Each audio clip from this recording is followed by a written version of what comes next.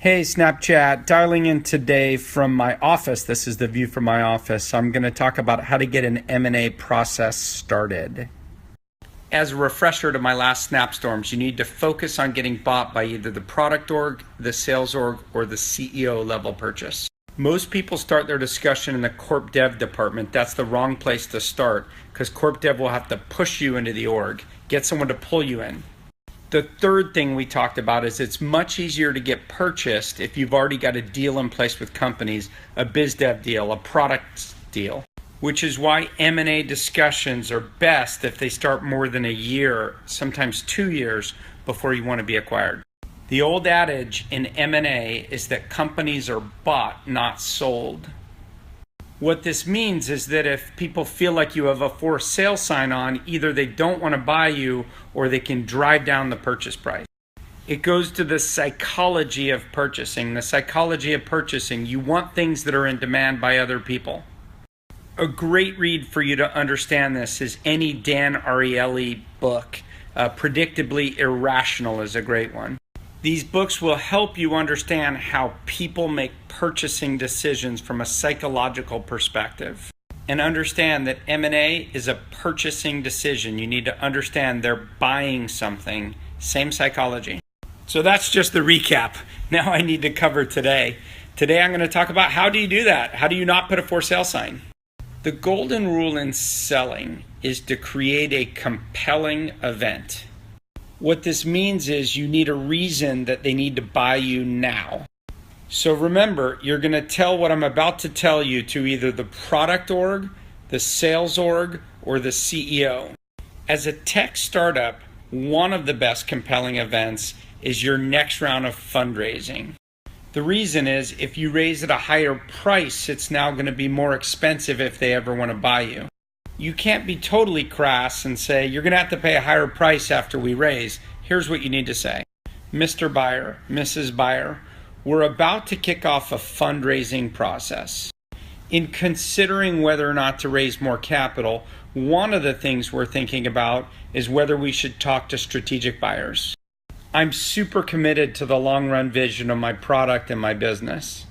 But if I raise more money, I obviously take dilution, and I also raise the ultimate price that I have to sell my company for. That may be the best solution for me. I haven't decided yet, but I'm just starting to listen to what some other people might think. And frankly, getting a big organization like yours that has a lot more resources would obviously help me be more successful in the marketplace. And ultimately what I want is my product in front of more customers' hands. That's how I ultimately measure success. And the financial equation for me is, okay, I take dilution, I have more money, I sell later, but maybe I'll make less in the end. So anyway, I haven't really made up my mind. I think we'll have a fair amount of demand, but I just wanted to kind of test it and see if it's something I even should talk to you when we do raise. And a couple other companies expressed interest. So, we'll talk to a couple people, not many, but I thought you would be a perfect fit. That is a fundraising compelling event. That's how you create inbound interest and you listen to their response. The second kind of compelling event is to talk about other potential buyers, getting up their FOMO, fear of missing out. This is a really difficult one, and one that I think people err on the side of being a little too crass. I'm going to explain. If you're talking to Oracle, you can't come right out and say SAP and Salesforce are interested, are you? Of course, if you have actual offers, then you can call other companies and say, I have an offer, I'd like you to consider bidding. But if you don't have offers, there's still a way to talk about it and create inbound interest without lying or being inauthentic. And I want to be clear about this. You should never lie. You should never lie because it's the wrong thing to do, and frankly, you'll always be discovered. But here's a way that you can phrase things that's not inauthentic, assuming that you at least have conversations with many people in the market. Listen, we haven't decided to sell, but the truth is I have had some amount of inbound interest.